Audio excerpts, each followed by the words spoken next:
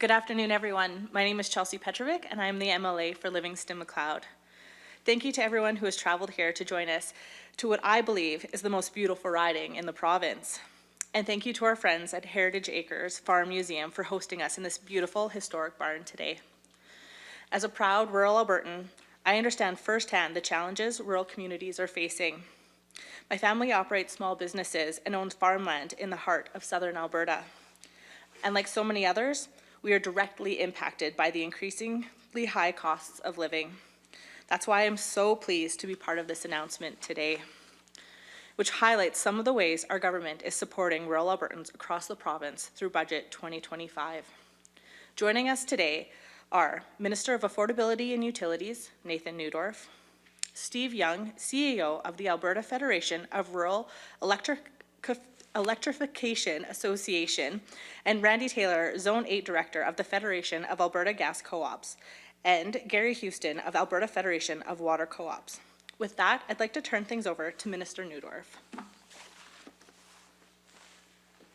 Great, thanks, Chelsea. Good afternoon, everyone. Thank you again for joining us here today at the Heritage Acres Farm Museum, where Alberta's rich history in farming is proudly on display. In this barn, we are surrounded by some of the artifacts of that history, the tools and equipment that helped Alberta farmers and ranchers shape our province into what it is today. The very best place to live, work, and raise a family. It's a legacy of hard work that's worth remembering, and it's a way of life that continues to be a pillar of our economy. I can't think of a better setting for today's announcement, which is all about supporting the people who live and work in rural Alberta by ensuring they have access to affordable and reliable utilities. Again, I'm joined today by people who are all dedicated in supporting and standing up for rural Albertans, like my colleague Chelsea Petrovic, MLA for Livingston-McLeod, and our trusted partners at AFREA, FedGas, and AFRWC, who represent the very best of our province and its proud agricultural industry. Our government deeply values the contributions of rural Albertans. Today, I'm pleased to announce Budget 2025 includes $8.5 million to strengthen rural utilities in Alberta and help more communities across the province access critical services like gas, electricity, and water. This funding means more families in rural and remote areas can keep their lights on and their homes warm. It means more small businesses can set up shop and contribute to local economies.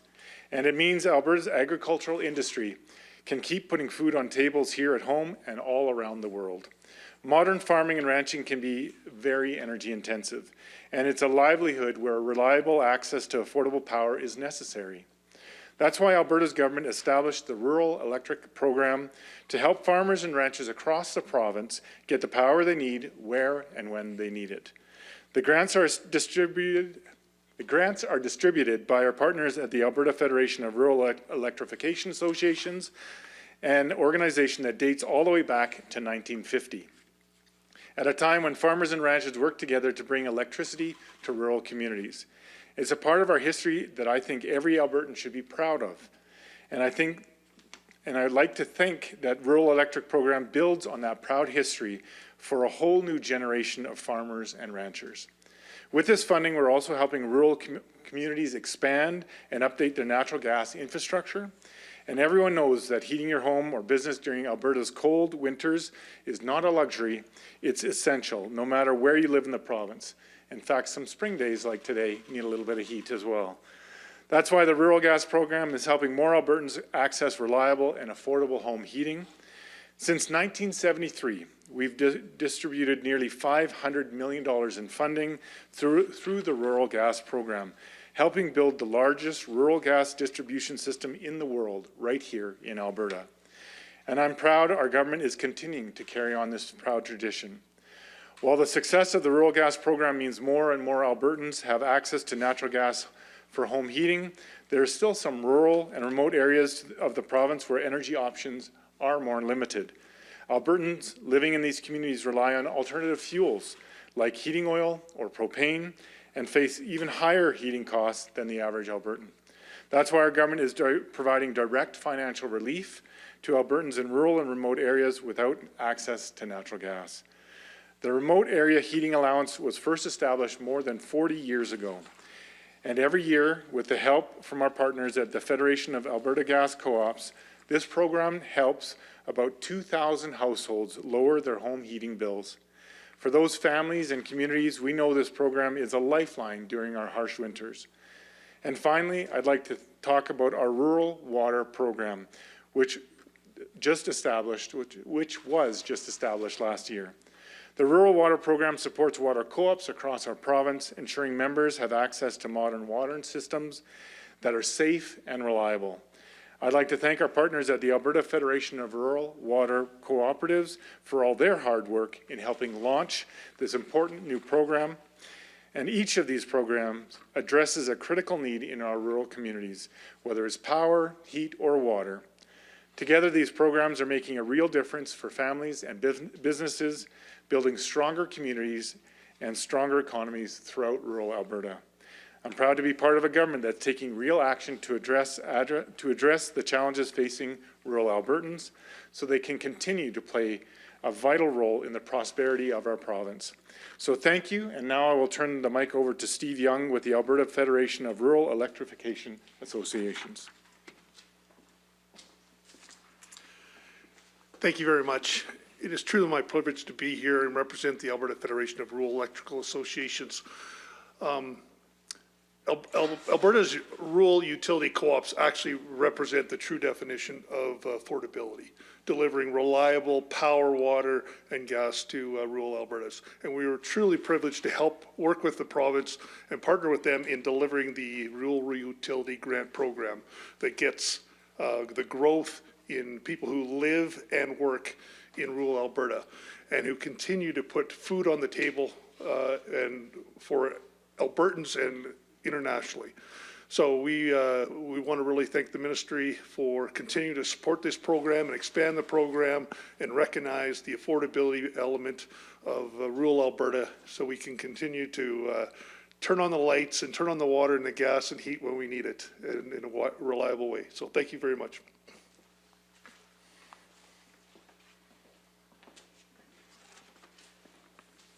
So thank you, MLA Petrovic and Minister Neudorf. Good afternoon, everybody. It is a great pleasure to be here with you at this historic facility and to be a part of this announcement.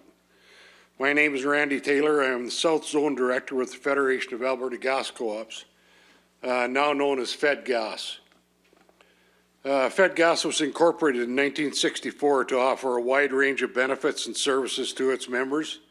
A not-for-profit umbrella organization, it is governed by 8 regionally elected directors.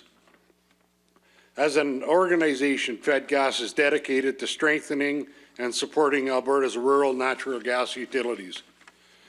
FedGas recognizes and values the financial contribution from the government of Alberta in support of rural natural gas program. And all our rural utility associations, this funding continues to support the expansion and upgrading of Alberta's rural natural gas distribution system.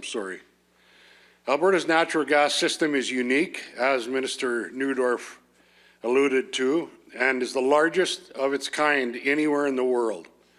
Our 82 member utilities are either member-owned or community-owned through a local municipality or First Nations. FedGas and its member utilities have an important role in building and maintaining a strong and prosperous rural Alberta. Government funding through the Rural Gas Program grant continues to promote rural economic development and job creation. Provincially, there are 82 rural gas utilities in the province, 52 rural gas co-ops, 15 towns and villages, 5 counties, and 8 First Nation utilities. Along with that, there's 2 investor-owned ATCO and Apex, and we all have our exclusive franchise areas. FedGas administers Affordability and Utilities Rural Gas Program and plays a pivotal role in the government achieving its legislative requirements under the Gas Distribution Act. FedGas has administered the rural gas program on behalf of the government of Alberta since it was transferred to FedGas in 2013. The funding provided through the rural gas program is critical to the ongoing expansion of Alberta's natural gas distribution system. We are grateful for the ongoing partnership with the government of Alberta so that we can continue to strengthen rural Alberta. Thank you.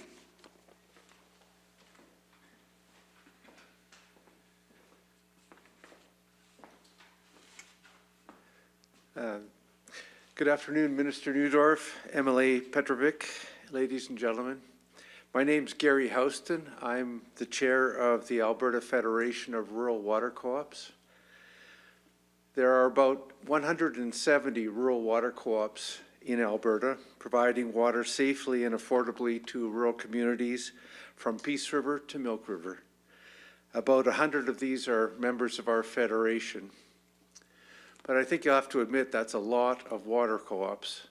And I think it speaks to the fact that the cooperative movement is alive and well in Alberta. It also speaks to the fact that rural Albertans need water and are willing to work to get it. In 2024, thanks to the support of Minister Neudorf and his team, our federation did the most extensive study of rural water co-ops that's ever been done in this province. We visited operations in the field, we asked questions, and we listened. I'm happy to report that the majority of rural water co-ops are alive and well and doing just fine. But there's still work to be done to improve affordable access to water in rural Alberta. Thanks to ongoing support through the Minister's Rural Water Program, our federation is now engaged in the more difficult task of making things better. We are developing best practice manuals, how-to guides, and document templates to help point the way. We're launching training programs to help build capacity and understanding. And more importantly, we're working with the struggling water co-ops to give them a boost in the right direction. Access to clean water is non-negotiable for any home or farming operation. The Rural Water Program is providing support as we work to ensure rural Albertans have the modern water distribution systems they need. Once again, I'd like to thank Minister Neudorf and the Alberta government for supporting these important programs. I'm now going to turn it back to MLA Petrovic, sorry.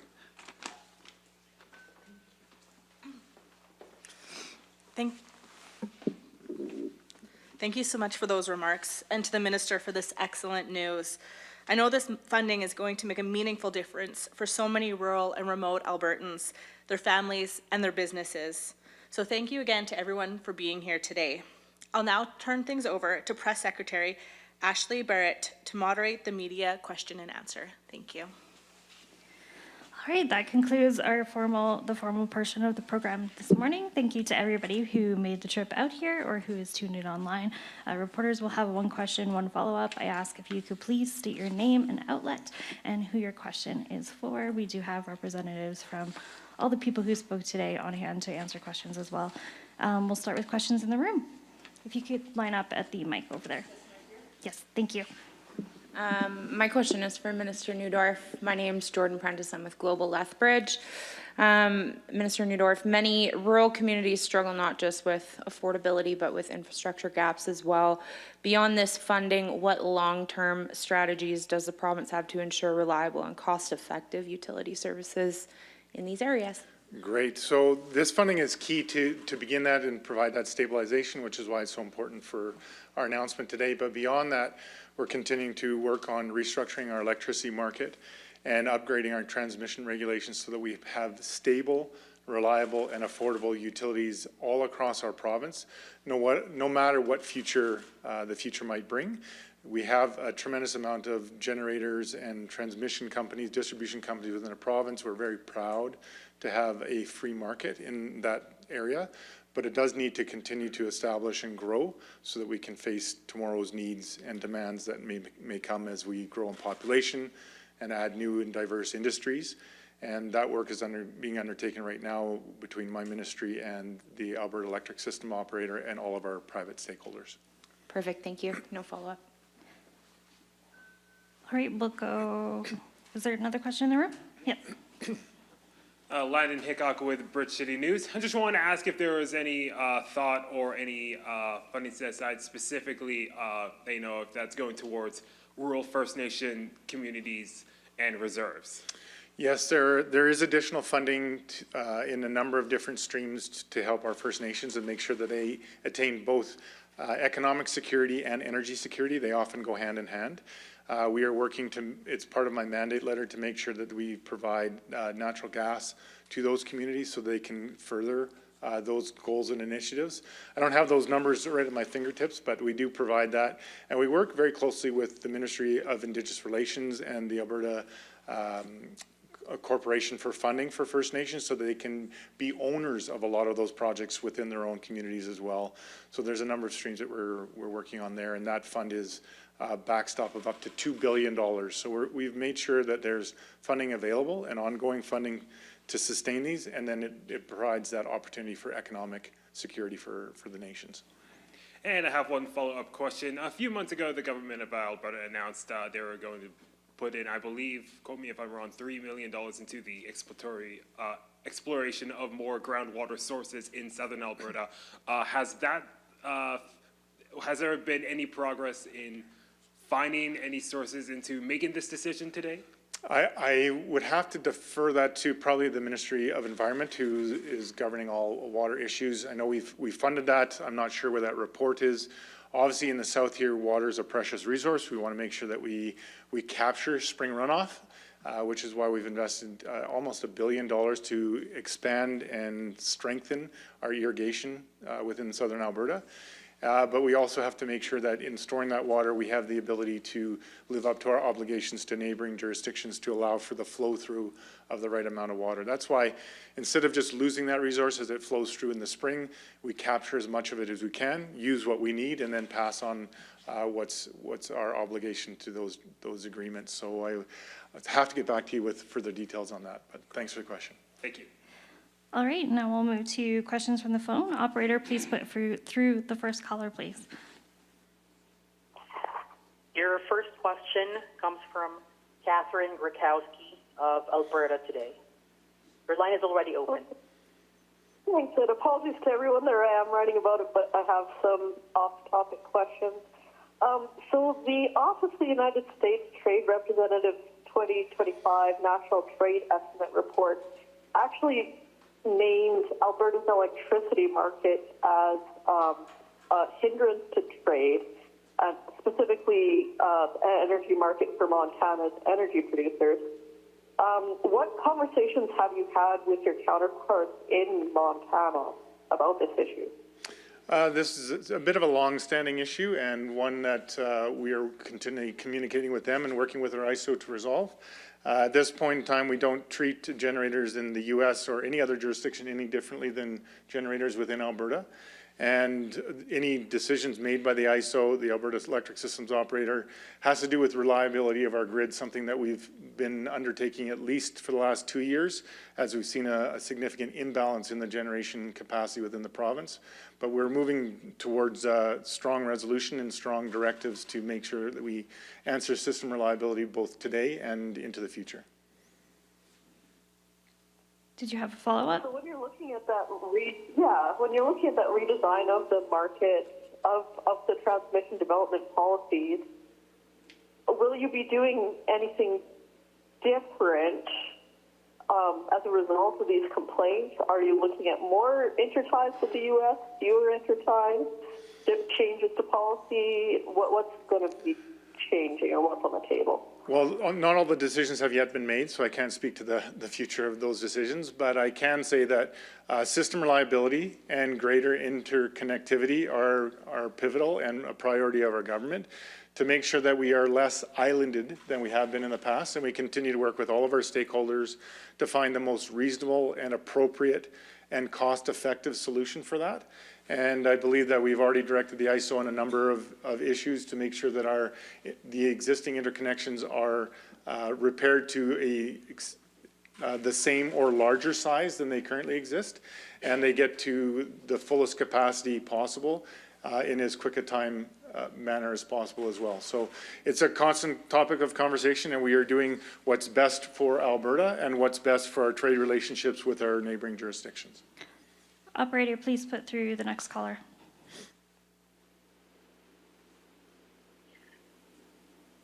Your next question comes from Michelle Bellefontaine of CBC. Your line is already open. Hi. Okay, thanks. Thanks, Minister, for taking my question. I just wanted to follow up about the questions that Catherine just asked. When did the talks on this start?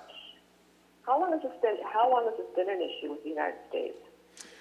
I don't have the specific dates, but it definitely predates my time as minister. It's been a concern because we've been isolated, and we've had consistent talks since I took office and continue to work through that with the various stakeholders. It's somewhat more challenging as we're not a publicly owned utility, but a private enterprise market with individual ownership, which makes the conversation require different conversations with different entities, sometimes take a little bit more time in scheduling. And as a follow-up, were you surprised to see Alberta in this report, this National Trade Report on foreign trade barriers from the U.S. government?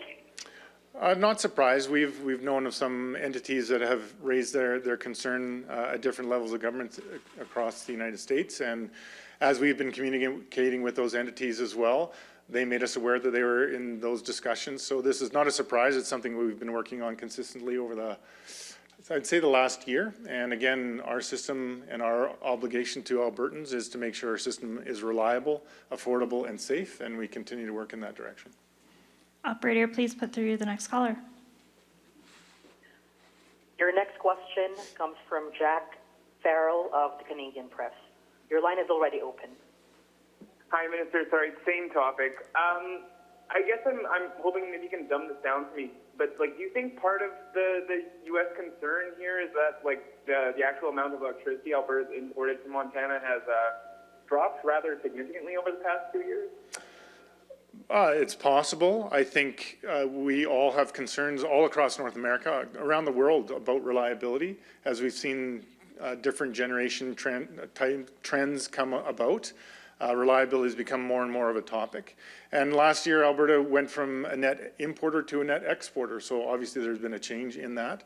We want to make sure that we live up to all of our trade obligations, and the ISO is doing a terrific job managing our system, as well as taking us through a transition into a new market, one that recognizes the need for both reliability and affordability.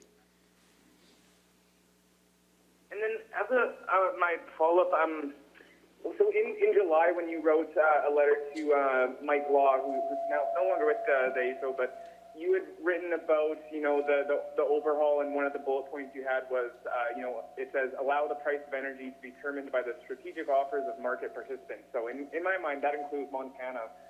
And reliability is a major concern in Alberta, given what happened earlier this year.